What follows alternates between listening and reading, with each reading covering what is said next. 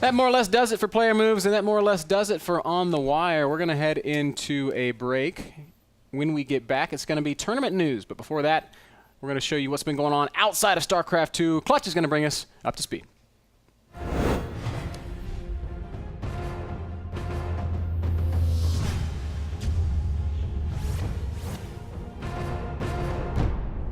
Welcome to Up to Speed, where we catch up to the world of esports and gaming. First up, let's take a look at some of my favorite moments from the League of Legends European Championship Series, Week 3. Samox is there, the damage is there, but Alex should be able to intervention on towards Darian. Will it be enough? No, because he got stunned down. Now Alex is in trouble.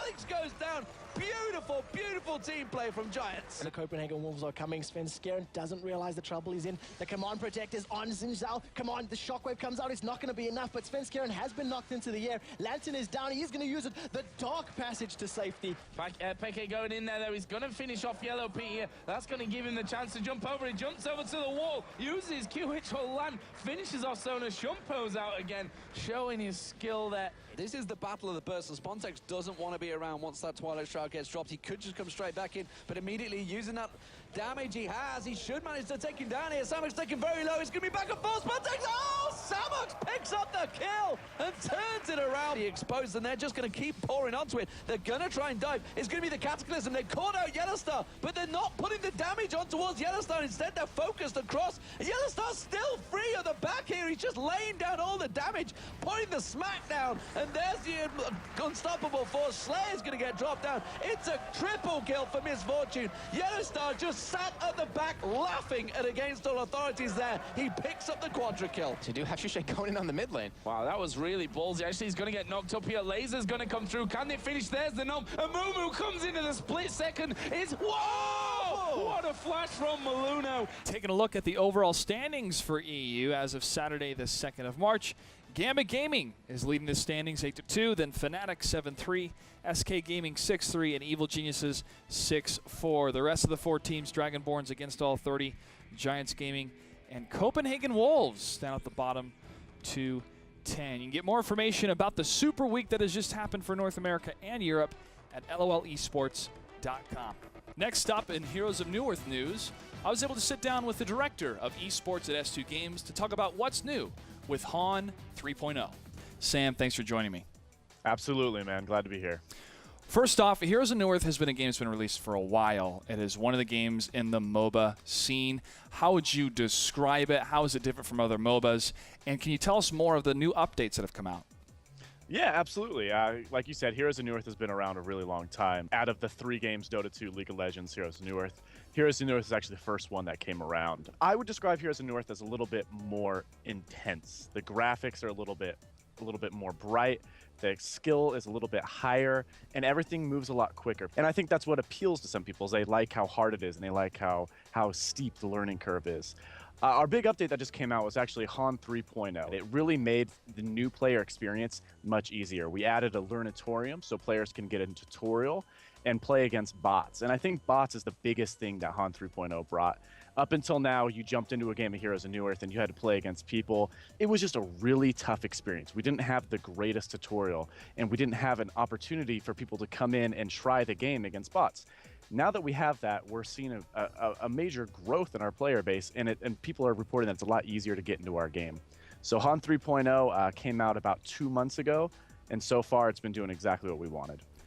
How would you describe the history of the esports scene for Heroes of Newerth, and what is the scene like today because of this update? The Heroes of Newerth scene has always been around. You know, we've been at DreamHack for 5 different occasions now, and we've always had tournaments. But I would say that up until last August, our esports scene didn't really kick off. We launched HON Tour, which is our big tournament platform. It boasts a $360,000 prize pool. And the coolest thing about HON Tour is how it caters to amateur players. We've separated our competitive division into 4 separate leagues: bronze, silver, gold, and diamond. And every 2 weeks, we have a separate tournament. And based on your performance in that tournament, you move up and down in divisions. And each division has a higher prize pool and more points. The entire conclusion of HON Tour actually is taking place here in Las Vegas, and it's going to be at the Hardwood Suite at the Palms Casino. And we are going to be taking the top 3 teams from the HON Tour based on points. And then spots 4 through 11 are going to be competing for that last spot. Our competitive scene is just massive. It is bigger than it's ever been. Every single 2 weeks, we have 500 separate teams that are coming and competing in Han Tour. And so far, 2013, we're averaging over $90,000 a month just in prizing alone. In about a month here, we're going to be leaving with 2 of our teams from North America and Europe to be competing in the Garena Star League finals, which are taking place in Bangkok, Thailand. And they'll be competing against 30 Southeast Asian teams. So that's going to be exciting to see how our teams handle, you know, the pressure over there. And it's just a lot different atmosphere. Southeast Asian people, they love Heroes of Newerth. It is the biggest game played in Thailand. It's going to be so great for our players to go there and experience it. And we'll be broadcasting it to the world via Hancast as usual. Sam, can you give us any breaking news about the scene of Heroes of Newerth? Yeah, absolutely. Actually, as of today, S2 Games has officially hired Cyrus Alavi, aka Emperor, the captain of the team Domain of Pain, to be Breaky CPK's new caster on Hancast. So I just want to say welcome, Cyrus. We're looking forward to having you. We're looking forward to some damn good casts. Sounds like Heroes of Newerth is alive and well. For any players that have not experienced the game yet, where can they go to, and do they have to put any money down, or is it free to play? Absolutely not. Heroes of Newerth is free to play and free to own. You get every single hero for free. You don't have to buy to unlock any heroes. You can go to heroesofnewerth.com and check it out. Sam, thanks for your time. We look forward to seeing more news coming out of Heroes of Newerth, and take care over there at S2 Games. You got it. Thanks for having me on, guys. In Dota 2 news, Beyond the Summit made their announcement about their intention to create a studio in Southern California. They were able to stop by the Pulse studio, and MrBitter sat down with them for an interview. David, can you tell me what the hell is Beyond the Summit? Beyond the Summit is for the most part, broadcast and events organization focused on Dota 2.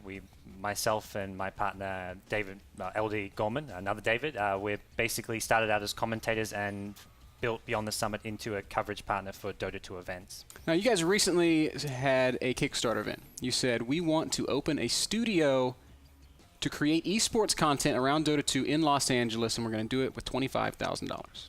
Yeah, our goal was $25,000. We actually blew it away in just 24 hours. Our goal was always from the get-go when we were covering tournaments was we wanted to sort of raise the bar as far as the Dota 2 scene goes, as far as what we can do with production, giving the teams and players the exposure that we feel they deserve. It was amazing that we reached it so fast, and I mean, at points during that first 24 hours, I mean, there were tears in my eyes when I realized how fast it was happening and how, when that first hit me in just a day, that I'm actually going to be moving to LA. It was amazing. Well, one thing that I'm sure everybody within the Dota community wants to know is how soon can we expect to see this studio operational? How soon will you guys be creating content out of your new place in Los Angeles? Yeah, our Kickstarter ends on the 10th of March, which is the day after the G League finals, but probably middle of March, I would say, to be sort of on the safe side, that we'll have our first broadcast from a new studio. What do you think separates Beyond the Summit from the other event organizers out there, particularly in the Dota scene? I think the one thing is that we're kind of becoming, at least initially, we were looking to sort of be innovative. We're looking to do not only just another Dota 2 tournament, we're looking to do either innovative formats and concepts. We've done some sort of, I'd say, fun 1v1 tournaments recently, but it was still a very competitive. We got some of the best players, and we offered a reasonable prize pool, more than what you'd find in a lot of sort of the team-based tournaments in Dota 2. On top of that, the main thing which we really were sort of pioneers for in the Dota 2 scene was basically the production quality, which is something which we was broadcasting from LD's bedroom using XSplit, but it was still a case where we had a lot of content prepared. Because a lot of our audience, even though we're doing Asian tournaments, a lot of our audience was still based in Europe and America. So for us, we wanted to basically open their eyes to what is the Chinese scene, who are these players, and let them basically teach them a bit about the scene there. People that believe in Beyond the Summit, people that like what you do, how can they support you? How can they help this project grow? I mean, we're still doing our Kickstarter. We've reached our initial goal of $25,000. Obviously, that's going to just cover a portion of our costs. So if you want to keep on supporting us, contributing, our Kickstarter is still going on, or it's over on the Indiegogo website, and the best place to get there is our beyondthesummit.tv URL, which redirects there. And you can check out our Kickstarter video, learn more about what our project actually is as far as specifics, what our money's going towards, and you can still support us there with that. Otherwise, just, I mean, continuing to come onto tuning into our broadcast day in, day out, watching us, and just giving us whatever feedback you can to help us improve. Fantastic. So be sure to watch your streams at twitch.tv/Beyond the Summit. Follow you on Twitter at twitter.com/Beyond the Summit, as well as myself, BTS Gods. And how can we follow LD? LD is LD Dota. All right, man. Thanks so much for talking to me. Good luck with the studio and with all the future Beyond the Summit endeavors. Thank you so much. And finally, in StarCraft II news, Flashpoint is a novel that has been released that bridges the gap between Wings of Liberty and Heart of the Swarm when it comes to the story.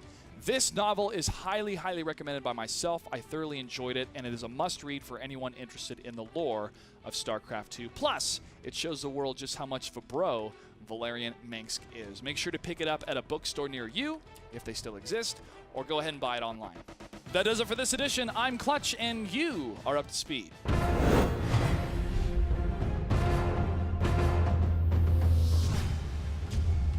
I'm HotshotGG, and you're watching The Pulse.